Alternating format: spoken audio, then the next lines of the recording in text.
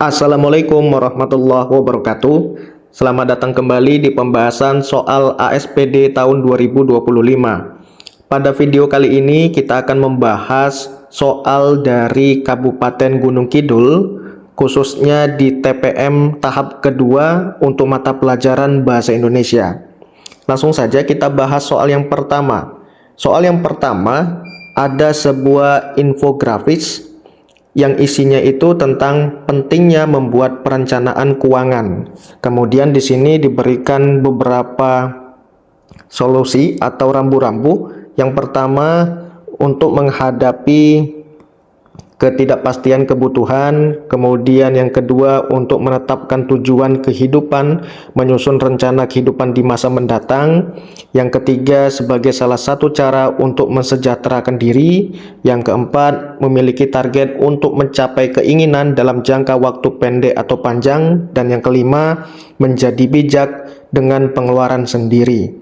Yang ditanyakan adalah pernyataan yang sesuai dengan infografis tersebut adalah, untuk soal ini jawabannya adalah yang B. Hal positif yang kita peroleh dari perencanaan keuangan adalah menjadi lebih bijak dalam pengeluaran. Kalau yang A, perencanaan keuangan adalah satu-satunya cara untuk menghadapi masa sulit yang akan terjadi di masa mendatang. Nah, kesalahannya terletak di bagian sini ya, untuk menghadapi masa sulit ya. Sementara di informasi infografis itu tidak disebutkan seperti itu. Dan itu juga bukan merupakan satu-satunya cara ya. Mungkin kita bisa melakukan aktivitas yang lain untuk mempersiapkan masa depan yang lebih baik. Kemudian yang C, kesejahteraan diri hanya bisa dilakukan dengan cara banyak menabung dan menghemat pengeluaran. Nah, dengan cara menabung ini juga kurang tepat ya, tidak ada informasinya di infografis. Yang D, menyusun kehidupan di masa mendatang adalah tanggung jawab setiap pemuda di seluruh Indonesia. Nah, ini bukan tanggung jawab setiap pemuda saja ya, bahkan orang tua pun juga harus bertanggung jawab. Nomor 2, sekarang perhatikan teks berikut dengan seksama. Yang ditanyakan adalah makna kata lokal dalam teks tersebut adalah. Nah, kita lihat di sini makna lokal di sini artinya apa? Kita perhatikan kalimat pertama. Subedjo juga menyarankan agar desa diberi otoritas dalam mengelola dana dan menyusun menu makanan berbahan lokal. Artinya kalimat ini berkaitan dengan makanan yang dibuat oleh masyarakat lokal. Nah, arti lokal itu bermakna sebagai setempat ya, atau masyarakat setempat. Nomor 3, sinopsis yang tepat berdasarkan isi teks tersebut adalah, kita lihat di sini ada 2 paragraf ya. Paragraf pertama itu berbicara tentang Alin ya, seorang perempuan yang menderita batuk, sesak napas, dan demam ya. Kemudian ia dilarikan di rumah sakit. Diduga seminggu sebelumnya itu dia melakukan kontak langsung dengan Arabella. Nah, kemudian setelah dia melakukan kontak langsung itu, ternyata dia dinyatakan positif terkena corona. Kemudian ternyata di sini ada 3 paragraf ya. Berarti di sini 2, di sini 3. Oke. Sekarang paragraf kedua, Alin kemungkinan besar juga menderita penyakit yang sama. Nah, setelah dilakukan isolasi dan dilakukan pengecekan, Alin dinyatakan positif terkena corona. Nah, kemudian di paragraf ketiga, semakin hari virus corona semakin tak terkendali, memporak-porandakan Industria. Korban semakin berjatuhan, tim medis dan tim analisis yang jumlahnya hanya kewalahan. Meskipun begitu, rakyat tetap saja tidak menghiraukannya. Ternyata masyarakatnya mengabaikannya ya. Mereka bebas berkegiatan semau mereka. Pemerintah telah menyerah, tak ada cara lain lagi. Hukuman yang tegas diberlakukan untuk menindak rakyat yang melanggar. Nah, kira-kira sinopsis yang tepat untuk soal nomor 3 ini yang mana teman-teman? Yaitu yang C ya. Kalau yang A dikatakan rakyat Industria terinfeksi wabah corona yang menyebar luas. Bagi rakyat yang tidak memperhatikan saran dokter akan dijatuhi hukuman. Nah, kesalahannya di sini ya, yang tidak memperhatikan saran dokter. Padahal di teksnya itu yang tidak memperhatikan aturan dari pemerintah yang mendapatkan hukuman. Yang B, semakin hari virus corona semakin tak terkendali sehingga memporak-porandakan Industria. Korban semakin berjatuhan. Tim medis dan tim analisis yang hanya sedikit sangat kewalahan. Nah, yang B ini kurang lengkap ya, karena dia hanya menyebutkan informasi di paragraf kedua dan ketiga saja, sedangkan paragraf satunya belum ada. Begitu juga yang opsi D ya. Opsi D ini juga kurang lengkap. Selanjutnya nomor 4, ide pokok teks tersebut adalah, nah yang ditanyakan di sini adalah ide pokok. Artinya kita harus mencari kalimat utamanya ya. Karena jawabannya pasti ada di kalimat utama. Kita perhatikan teksnya. Kementerian Kesehatan terus mempercepat implementasi program pemeriksaan kesehatan gratis. Nah, berarti dia membicarakan tentang program kesehatan gratis atau PKG yang diusulkan oleh Bapak Presiden kita, ya kan? Kemudian di sini dijelaskan tujuannya apa, kemudian jadwal diluncurkannya program tersebut. Nah, artinya paragraf kedua sampai paragraf terakhir ini adalah kalimat penjelas. Nah, kalimat utamanya berarti ada di awal bacaan. Dari A, B, C, dan D, manakah yang mirip dengan kalimat utamanya? Yaitu yang A, sinkronkan dengan kalimat utama. Selanjutnya nomor 5. Nomor 5 ada infografis tentang Hutan Indonesia Harapan Dunia.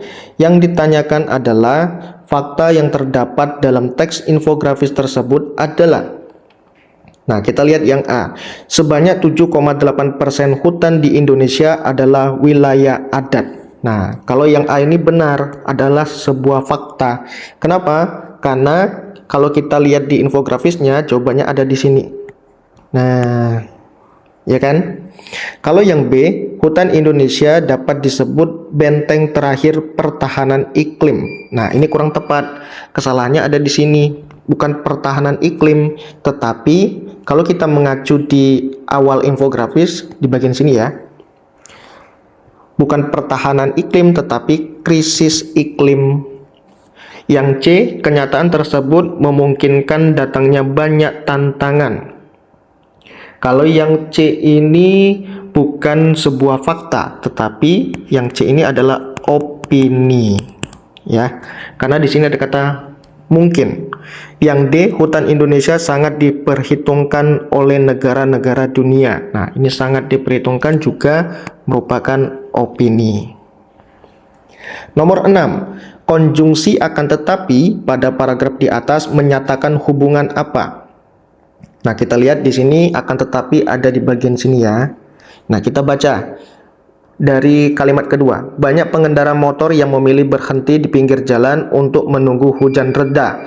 Akan tetapi beberapa pengendara tetap melaju dengan kecepatan tinggi. Oh, artinya ada dua informasi yang bertentangan di situ, yaitu pengendara yang memilih untuk berhenti ketika hujan dan pengendara yang tetap melaju ketika hujan. Artinya kata tetapi ini bermakna kata pertentangan, ya kan? Selanjutnya soal nomor 7. Soal nomor 7 ada dua teks. Yang ditanyakan adalah perbedaan penggunaan bahasa pada kedua teks tersebut adalah, untuk nomor 7 ini jawabannya adalah yang A. Teks 1 itu bersifat faktual, sedangkan teks kedua bersifat deskriptif. Nah, kenapa bersifat faktual? Karena teks 1 itu menginformasikan suatu acara yang saat itu sedang terjadi. Misalkan di sini acaranya tentang jalan sehat, ya kan, yang dilaksanakan pada hari Minggu pagi. Kemudian diikuti siswa, guru, dan orang tua. Kemudian kegiatan itu dimulai pukul 7 di halaman sekolah menuju alun-alun kota dan seterusnya. Sedangkan teks kedua ini bersifat deskriptif atau deskripsi. Apa yang dideskripsikan? Yaitu aktivitas jalan sehat. Ya kan, dimana pesertanya menggunakan pakaian olahraga warna-warni, kemudian aktivitasnya juga dijelaskan, rutenya juga dijelaskan, dan lain sebagainya. Nomor 8 sekarang. Pertanyaannya adalah persamaan dan perbedaan kedua teks tersebut adalah, di sini ada teks 1 dan teks kedua.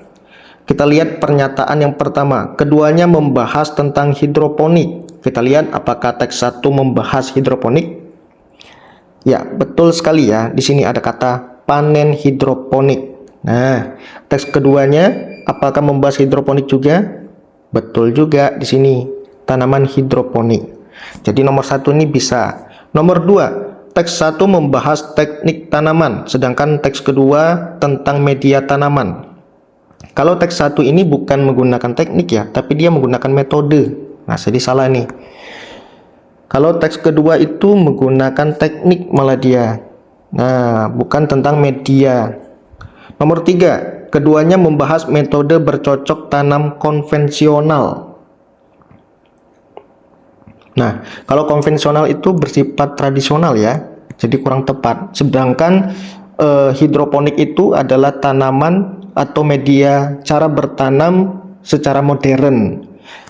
Sedangkan nomor 4, teks 1 itu berkaitan dengan masyarakat perkotaan, teks kedua berkaitan dengan masyarakat pedesaan. Ya, tepat sekali. Teks 1 itu masyarakat perkotaan, teks kedua berkaitan dengan masyarakat pedesaan. Jadi bisa. Maka jawabannya adalah B. Berikutnya soal nomor 9. Soal nomor 9 yang ditanyakan adalah tanggapan yang tepat untuk cerita tersebut adalah. Nah, kalau kita baca secara seksama, teksnya ini berkaitan dengan cerita seorang anak laki-laki bernama Fahri yang suka membawa tanaman ya. Nah, tanggapannya apa? Tanggapan yang paling tepat itu adalah yang di kegiatan Fahri menunjukkan bahwa dia itu peduli terhadap lingkungan, dapat dimulai dari hal yang sifatnya sederhana, yaitu tadi dia melakukan aktivitas membawa tanaman, yaitu tanaman pohon dan menanamnya di lingkungan sekolah. Kalau yang A, Fahri terlalu fokus pada menanam pohon sehingga melupakan tugas utamanya, yaitu belajar. Nah, tugas utamanya belajar tadi itu tidak diinformasikan di teks bacaan, jadi kurang tepat. Yang B, menanam pohon di sekolah bukanlah tugas siswa, melainkan tugas guru dan petugas kebersihan. Nah, ini juga salah. Bukan hanya tugas siswa ya, tetapi tugas kita bersama. Yang C, Fahri tidak perlu melibatkan teman-temannya karena itu adalah tanggung jawab pribadinya. Salah juga ya, bukan tanggung jawab pribadinya Fahri, tapi kita semua juga. Nomor 10, penyebab konflik dalam cerita di atas adalah. Untuk soal ini jawabannya adalah yang D ya. Nah, jadi ceritanya itu tentang dua orang anak bernama Lina dan Rio, di mana mereka berdua itu disatukan dalam satu kelompok, di mana Lina itu sebagai anak yang rajin sedangkan Rio itu kebalikannya. Nah, ketika aktivitas kelompok itu ternyata Rio tidak mau bekerja sama dengan Lina, mengerjakan tugas pun tidak mau. Akhirnya Lina itu mengadu pada ibu guru, ya kan? Nah, akhirnya si Rio ini tidak terima dan terjadilah perdebatan antara mereka berdua dan membuat teman-temannya itu terbagi menjadi dua kelompok. Ada yang pro Rio, ada yang pro Lina, gitu ceritanya. Nah, penyebab konfliknya tadi adalah Lina merasa Rio tidak bertanggung jawab terhadap tugas kelompoknya. Kalau yang A, guru tidak membagi tugas kelompok dengan adil, justru gurunya membagi tugas kelompok yang adil ya. Yang B, Rio merasa Lina terlalu memaksakan pendapatnya. Tidak ya, justru Rio itu tidak melakukan komunikasi dengan Lina. Yang C, teman-teman mereka tidak mendukung kerjasama kelompok, justru teman-temannya mendukung kerjasama kelompok. Jadi kurang tepat. Nomor 11, kutipan cerita tersebut merupakan struktur bagian. Untuk nomor 11 ini adalah bagian komplikasi. Kenapa komplikasi? Karena kalau kita lihat di bagian di sini, nah di sini sudah mulai muncul yang namanya masalah, di mana si anak itu sudah sudah tidak suka ketika ibunya itu menemuinya, karena pasti ibunya akan memberikan tugas yang berhubungan dengan matematika dan sains atau lomba ya di situ. Nah, kemudian puncaknya di sini kan ketika ibunya itu memaksa dia ikut lomba, dia pun merasa merasa tidak suka, dan akhirnya air matanya itu keluar dan tidak terbendung lagi. Nah, maka itu adalah komplikasi. Nomor 12, kalimat yang membuat paragraf tersebut tidak padu adalah nomor berapa? Kalau nomor 12 ini jawabannya adalah yang nomor 4 ya, yang ini. Kenapa? Karena kalimat nomor 1, 2, 3, 5 dan 6 itu membicarakan tentang biji nikel, kemudian kandungannya, kemudian kegunaannya dan lain sebagainya, ya kan. Kalau nomor 4 dia membicarakan tentang tambang ya. Jadi hal yang berbeda di situ. Nomor 13, simpulan isi teks tersebut adalah, nah, untuk soal nomor 13 ini jawabannya adalah yang D. Gaya hidup minimalis diminati masyarakat Jepang karena terbatasnya area perumahan dan lebih aman saat gempa. Karena teks informasi bacaan tersebut membicarakan tentang gaya hidup minimalis masyarakat Jepang. Karena apa? Karena gaya itu dapat ataupun mampu mengurangi resiko luka hingga kematian akibat kejatuhan benda, salah satunya itu. Kemudian kebutuhan hidup praktis di zaman yang serba cepat ini juga ditekankan di bagian di sana ya. Jadi jawabannya benar yang D. 14, makna kalimat ia menyukai suasana tenang dan hening di sana adalah, nah kita lihat di kalimat pertamanya dulu ya. Setiap Jumat setelah sholat Jumat, Azam menghabiskan waktu di perpustakaan. Ia menyukai suasana tenang dan hening di sana. Nah, kira-kira maknanya itu apa? Makna yang tepat adalah yang ini ya, yang C ya, kalau tidak salah. Ya, betul, yang C. Kalau yang A, Azam tidak nyaman saat berada di perpustakaan. Justru dia sangat nyaman ya. Karena nyaman dia datang ke perpustakaan. Azam lebih suka keramaian daripada keheningan. Nah, ini bertolak belakang. Yang D, Azam merasa kesepian saat membaca di perpustakaan. Ini juga tidak sesuai. Nomor 15, latar dalam kutipan cerita inspiratif tersebut adalah, soal nomor 15 ini jawabannya adalah yang B ya. Di jalan dan di pagi hari. Nah, di jalan itu bisa kita temukan di bagian di sini. Nah, menuju jalan, ya kan? Kemudian pagi harinya kita juga bisa temukan di kalimat pertama paragraf kedua, yaitu bagian sini nih. Nah, matahari belum juga menampakkan diri. Itu berarti waktunya masih pagi.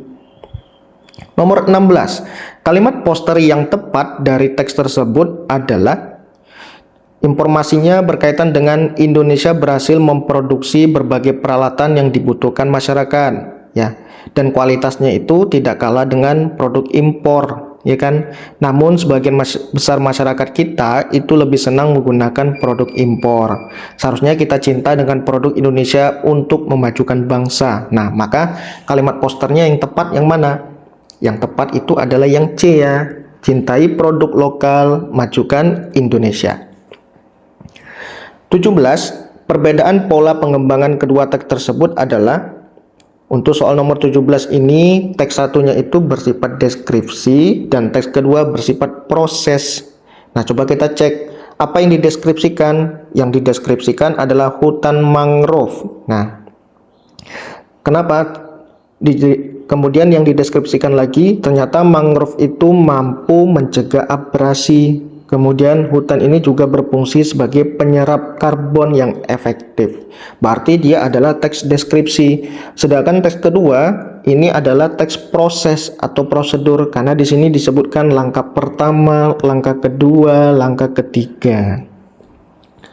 18, ringkasan isi teks tersebut yang tepat adalah, nah kita lihat di sini ada dua paragraf ya, paragraf 1 dan paragraf 2. Paragraf 1 informasinya adalah tentang pada masa pandemi masyarakat mulai menyadari pentingnya menjaga kebersihan.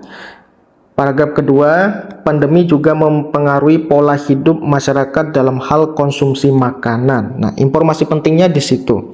Maka, jawaban yang paling tepat itu adalah yang D. Masa pandemi mempengaruhi kesadaran masyarakat akan pentingnya menjaga kebersihan. Nah, ini ada di paragraf 1. Dan pola hidup ini ada di paragraf 2. Sedangkan yang A itu hanya ada di paragraf 1, yang B itu hanya ada di paragraf 2, dan yang C hanya ada di paragraf 2.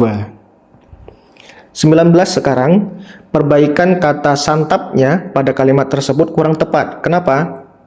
Nah, kita lihat di sini, hidangan ketupat tidak akan luput saat tradisi lebaran.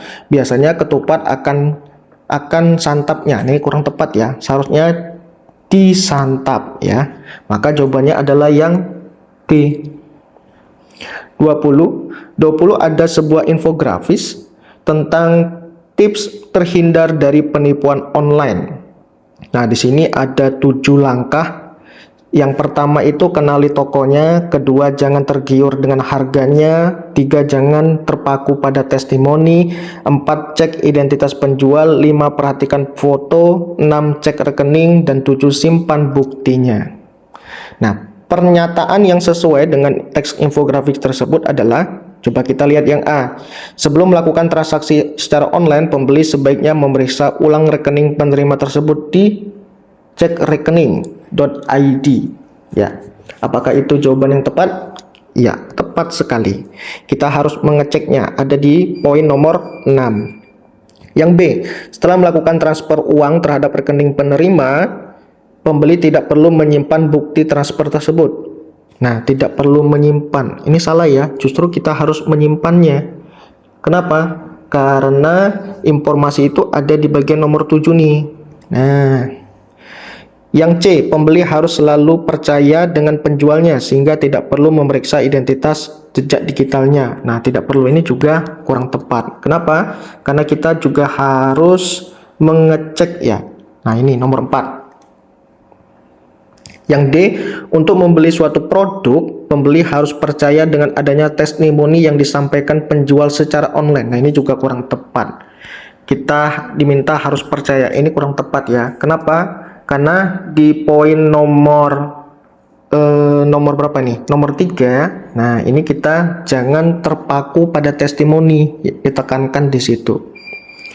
21 sekarang, ada sebuah teks bacaan, ada sebuah amanat yang ditanyakan. Amanat yang sesuai dari kutipan teks tersebut adalah, jadi ceritanya ini tentang seorang ayah dan anak, di mana pada siang hari si ayahnya ini meminta bantuan si anaknya di kebun ya. Nah, akan tapi anaknya ini menolak ya kan. Kemudian pada suatu keadaan ayahnya ini batuk-batuk dan wajahnya itu pucat sambil memegangi dadanya. Kemudian si anaknya ini menghampiri ayahnya dan merasa khawatir dengan keadaan ayahnya. Nah, sebenarnya ayahnya itu ingin mengajarkannya suatu sikap ya, sikap untuk menjadi orang yang bijaksana, orang yang kuat dan bertanggung jawab gitu ya. Akhirnya setelah kejadian itu anaknya mulai berbakti kepada ayahnya. Nah, amanat yang tepat itu yang mana?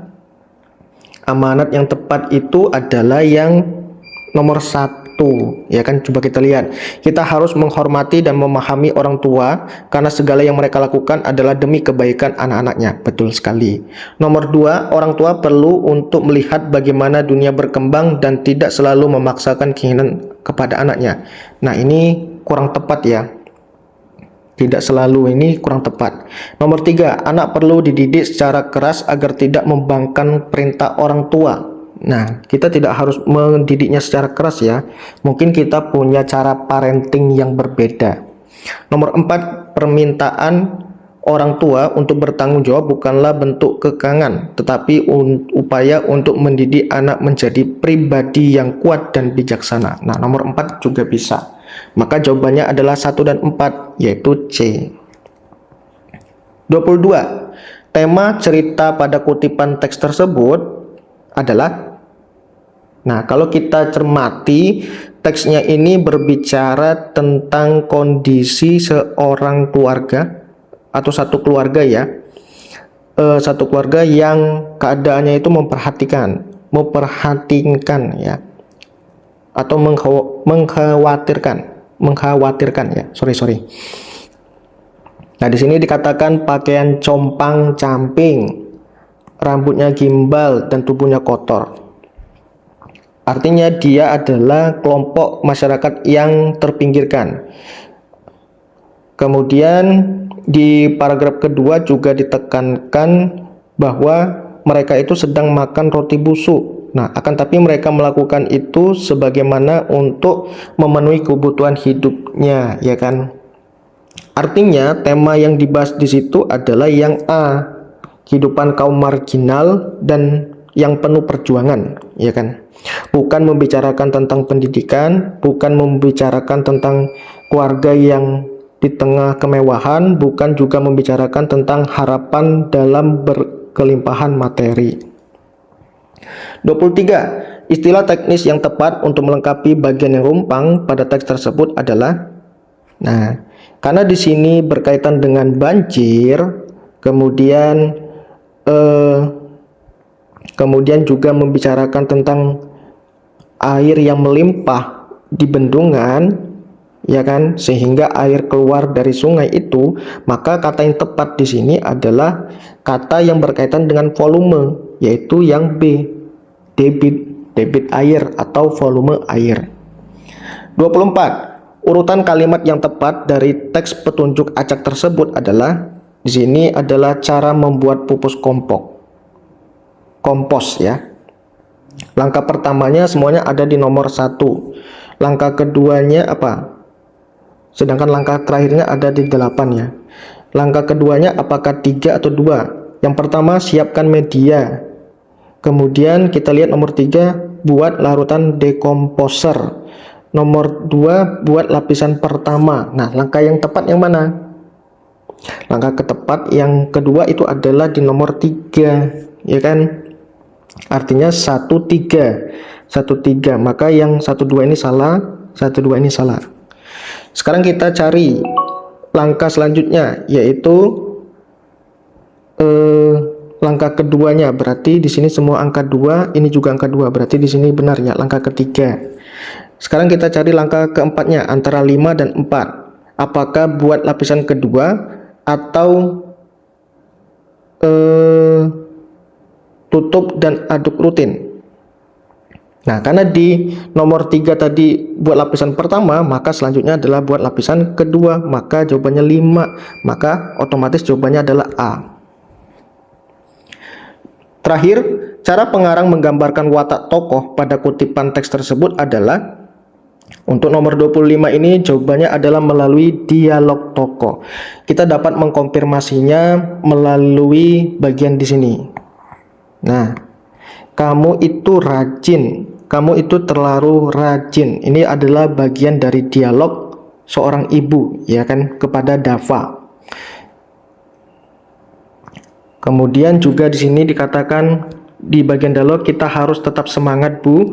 Kalau kita tekun, insya Allah semua kesulitan ini pasti ada jalan keluarnya. Nah, itu adalah dialog yang dapat menggambarkan watak seorang tokoh sebagai seorang yang tidak menyerah. Ya.